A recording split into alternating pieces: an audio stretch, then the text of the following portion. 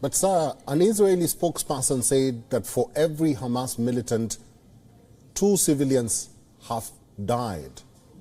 Does that statement, for a moment, sound right to you? And how is Israeli IDF and government making this assertion? Or rather, how are you coming to these conclusions? That is not an official estimate, but we know that we have killed thousands of Hamas terrorists. We know, for example, that we have killed half of their battalion commanders, because the purpose of this war is to go after the monsters who perpetrated the October 7th massacre. This is a counter-terrorism war in dense, populated urban areas.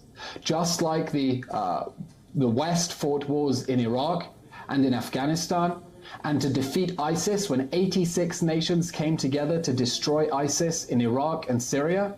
And as we heard from your guest just earlier, in every war, in every counterterrorism war, tragically, it's horrific, civilians are killed. And that ratio is usually very high in terms of the civilian to combatant ratio.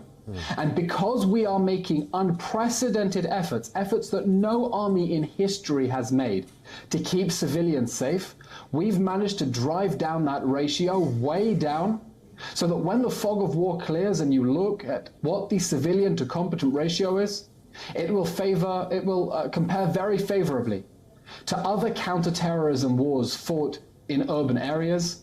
We didn't start this war. We didn't want this war. Hamas declared this war on us.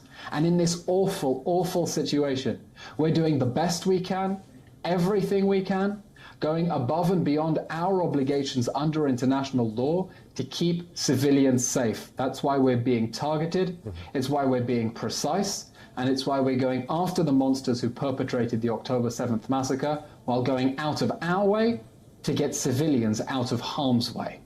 WION is now available in your country. Download the app now and get all the news on the move.